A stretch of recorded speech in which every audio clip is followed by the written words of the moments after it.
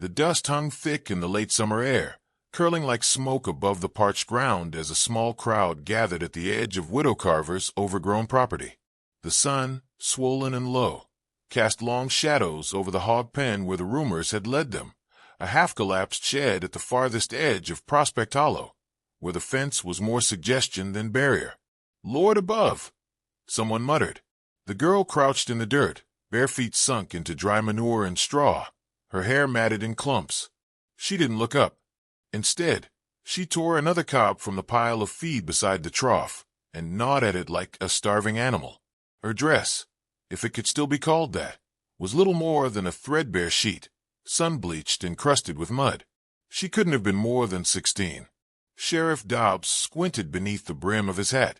"Been hearing folks talking, but I figured it was just drunk gossip." "She's been living here," Widow Carver said, arms crossed tight over her chest, voice brittle with something between fear and guilt. "Sneaking into my barn at night, sleeping under sacks. I only caught her 'cause the pigs were crying louder than usual." A woman nearby covered her mouth. Another whispered, "That's the Granger Girl, ain't it? From out past Dry Rock. Murdered that family." Someone else added, "2 winters back. Outlaws took 'em all. Burned their place down. Nobody found the girl's body. They found it now," came a dry voice. She chewed without expression, eyes glassy. She didn't flinch at their stares or the half-dozen conversations, circling her like buzzards. Dobbs stepped forward, reaching for the cuffs he barely used anymore. "All right, that's enough of this. We'll take her into town. Clean her up. Poor house'll know what to do."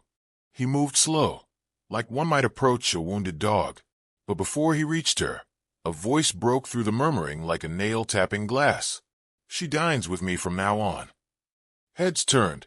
A man stood just beyond the group, half in shadow, leaning against a sun-warped fence post. No one had seen him arrive. He wasn't from Prospect Hollow, not by his clothes or the way he carried himself. Tall, with a slouch that spoke of long travel and long silence, he wore a coat the color of dried blood and dust. His hat was pulled low, but even so, you could see he wasn't young. Maybe 40, maybe older. His boots were worn, his beard neat but weathered. He looked like a man who'd buried more things than he'd named. Dobbs blinked. "Say again." The man pushed off the fence, stepping forward. "She eats with me now." "What's that supposed to mean?" "You know her?" Dobbs asked, a hand resting instinctively on the butt of his pistol. "No, but I will." The man looked to the girl, not as if studying her, but as if already understanding something everyone else had missed. "She's got more in her than you folks see. I'll stake my own coin on it." The girl finally looked up. Her eyes were wide, not with fear, but a kind of stunned stillness, like the moment between lightning and thunder. "You taking responsibility?" Dobbs asked slowly, cautious now. "She's not right. Half wild by the look of her." The man reached into his coat and pulled out a coin pouch. He stepped past the sheriff and handed it to Widow Carver. "Room and meals. For both of us." Widow Carver hesitated, weighing the bag in her palm. The clink of coins did what sympathy could not. "She can stay in the back room. Ain't been used in years." Dobbs frowned. "You got a name, stranger?" "Nope." He walked over to the girl, crouched low, meeting her eye level. He didn't reach for her, just extended a hand, palm up, patient as the earth. She stared at it like she couldn't remember the last time someone offered anything without taking more. The onlookers waited for her to shrink back, or bolt, or bite. Instead, she placed her hand in his. Small, shaking, but willing. He helped her up slowly, steadying her as if she weighed more than a whisper. The moment hung there, delicate and strange, as if even the pigs held their breath. They walked together through the crowd. No one stopped them. Most stepped aside. As they passed the sheriff, Dobbs leaned in. "You sure you know what you're doing? That girl's got shadows in her." The man didn't break stride. "So do I." The townsfolk watched until they vanished around the bend in the road. No one followed. Nobody quite knew what to say. Back at the pen, a crow settled onto the fence post where the man had leaned, squawking once before taking flight again. And behind it all, the dust kept rising. By the second week, everyone in Prospect Hollow had something to say about the quiet man.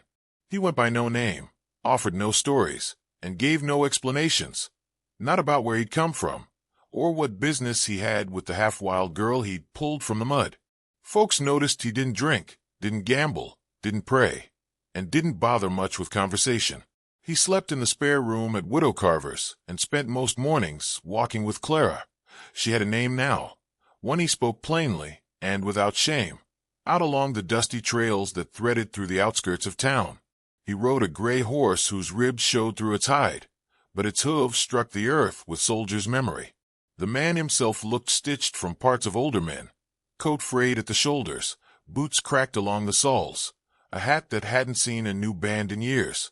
He had the look of someone who'd worn out everything soft in life, and only the rough bits remained. He carried no gun, no knife, just a lopsided saddlebag and a coil of rope. His hands were scarred, deep trenches across the knuckles, burns along the palms, and they flexed like they'd once held things heavier than most hearts could bear. At the general store, he bought flour, coffee, beans, and soap. At the blacksmith's, he left his horse for new shoes, and said nothing more than a nod. He paid in coin in full every time. Afternoons, he taught Clara to ride.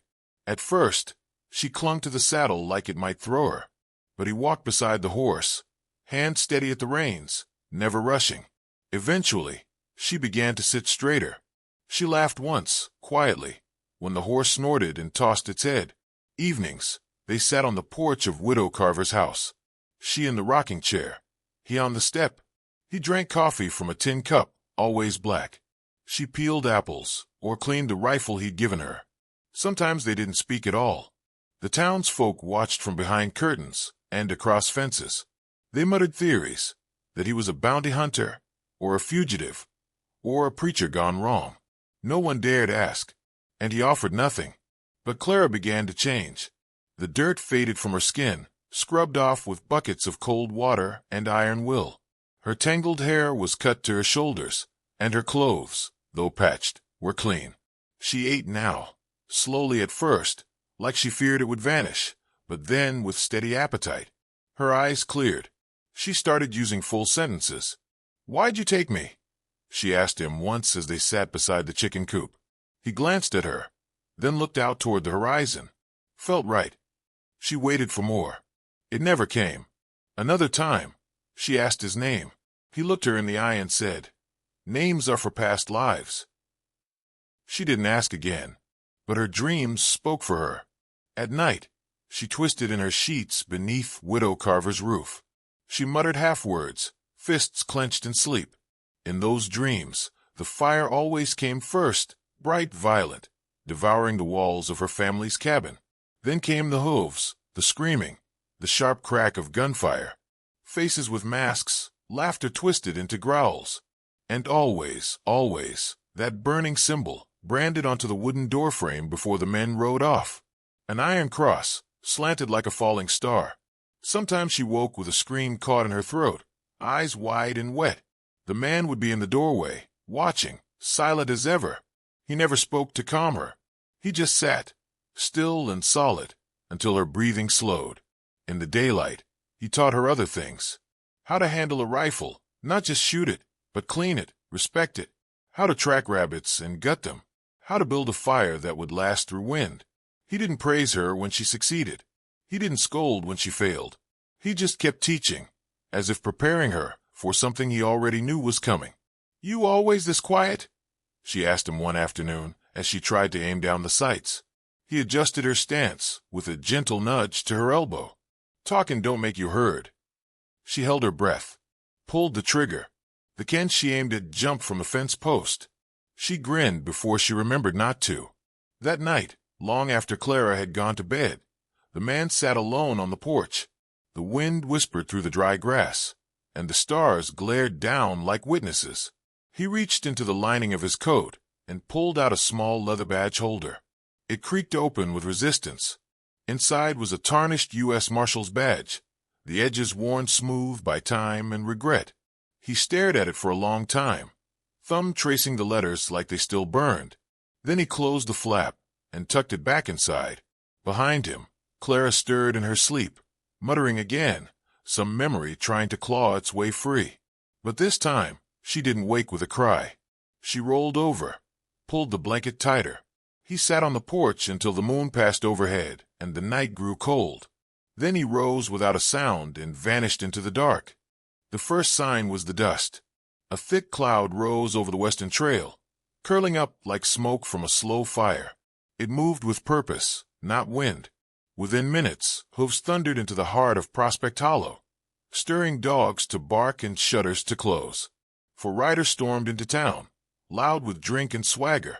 Their horses were lean and mean-eyed, same as their riders, men who grinned with rot and rode like they owned the land beneath them. On their vests, burned dark into the leather, was a crooked iron brand, a tilted cross slashed through the letter V. Clara saw it before she saw the faces. That symbol, that mark. The world narrowed. She stood frozen outside the general store, a sack of flour clutched to her chest. The moment stretched, bending like heat over canyon stone. Then one of the men turned in the saddle, laughing hard, gold flashing in his mouth. It was him, the man with the gold tooth, the one who dragged her from the burning cabin by her hair while she screamed for her father, the one who tossed her aside like garbage when the looting was done. He hadn't aged a day. His eyes were the same, sharp, colorless, and dead. She dropped the sack. Flour exploded at her feet like smoke, but she didn't move. Couldn't. He hadn't seen her. Not yet. The riders reined in outside the saloon. They dismounted like kings, shouting for whiskey before their boots hit the ground. One shoved the door open with his shoulder, while another pissed against the water trough, laughing. Sheriff Dobbs stood across the street, hat in hand, sweating in the shade of the livery. He didn't move, just watched. The townsfolk scattered. Store doors slammed. Blinds dropped. Business owners pretended to sweep nothing in particular. It was like the sun dimmed a little. By the time Clara could breathe again, the men were inside the saloon, already drinking. Her knees felt like straw. She turned and ran. That evening, the quiet man stood in the field behind widow carvers, shovel in hand. He dug slow, steady, until the blade struck wood. He knelt, brushed back the dirt, and lifted a long wooden case from the earth. Inside was a rifle. It was black as midnight, oiled and pristine. The barrel gleamed despite the years. Alongside it, wrapped in thick cloth, was a black duster coat, the kind worn when the law rode hard into places no one else dared go. He didn't speak. Clara stood on the porch, arms crossed, her breath short.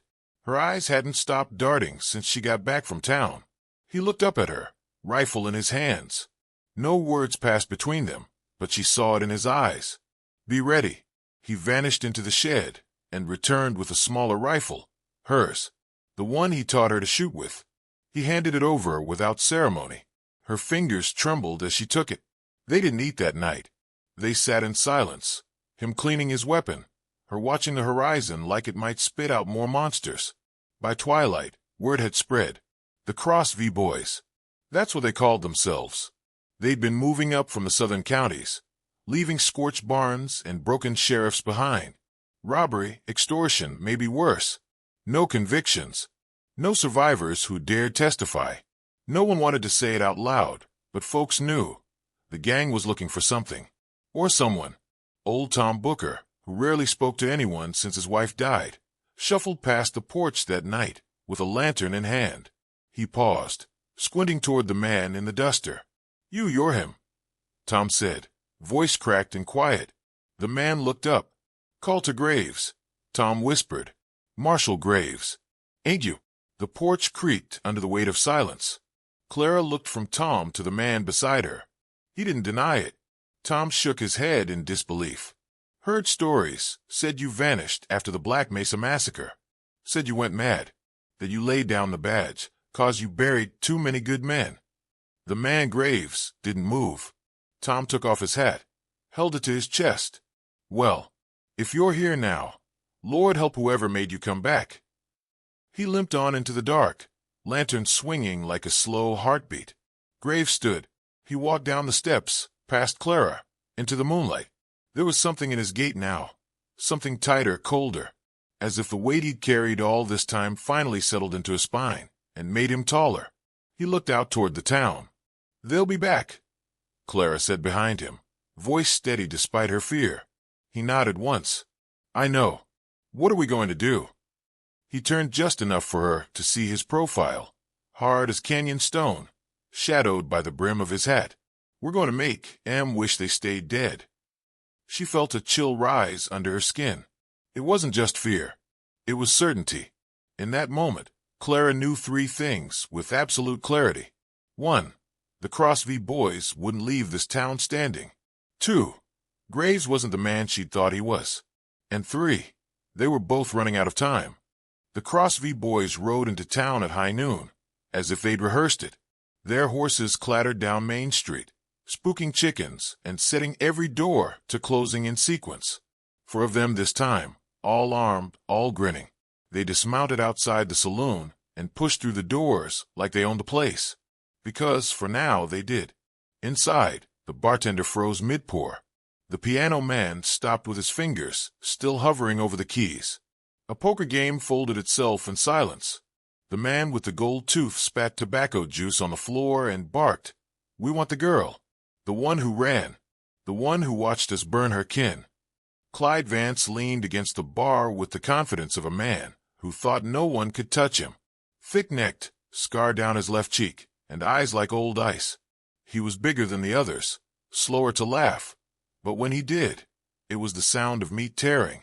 "Bring her out," he said, "or we start breaking things that bleed."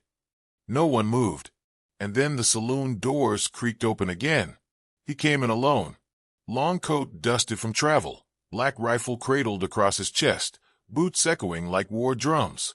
No one recognized the name carved into the rifle's worn stock, but they saw it in his posture, in the set of his shoulders. He stopped in the middle of the room and leveled his gaze at Clyde. "Vance," he said, voice dry and measured. Clyde blinked, head tilting. "Do I know you?" "You should. Coulter Graves. U.S. Marshal. Or I was, before you and your boys turned a valley red with fire." The room held its breath. Graves stepped forward, not rushing, not hesitating. "Dry rock. 2 winters passed. You rode in under moonlight. Killed every settler you could find. 1 girl survived. Your mistake." Clyde laughed, slow and venomous. "Thought you were dead, Marshal." Graves didn't smile. "You thought wrong." The laughter spread to the other men. One leaned on the bar, hand drifting toward his holster. "You're just one man," Clyde said, drawing his coat back. "And you're not even wearing a badge anymore." Graves tossed something to the floor. It hit with a metallic thud, a badge, old and worn. "I didn't come here to ask. I came to end it." Clyde stepped forward. "You and what army?" The first shot rang out from above. One of the gang dropped like a sack of grain, the back of his head opened by a clean, quiet bullet. The saloon exploded into chaos. Graves dove behind a table as the others scrambled. Clara, crouched on the rooftop across the street, chambered another round, breath steady. From her angle, she had the whole saloon in her scope. Inside, Graves moved like memory. He didn't waste bullets. 1 to the leg, 1 to the shoulder, cripple first, kill second. His coat swirled behind him like a shadow. Chairs splintered. Glass shattered. Screams echoed from outside. Goldtooth ran for the door. Clara spotted him. 1 breath. 1 trigger pull. He collapsed in the street, crawling until he stilled. Clyde roared, firing blindly, knocking over the bar in his rage. Graves circled in, closing the gap. He moved with the focus of a man who had buried too many people to leave any work unfinished. When the smoke cleared, 3 of the Cross V boys lay bleeding. The 4th bolted for his horse and never looked back. Clyde stood last, gun shaking in his hand, lip curled like a wounded dog. "She was just a brat," he growled. "We was just talking what the land owed us." "You took lives," Graves said.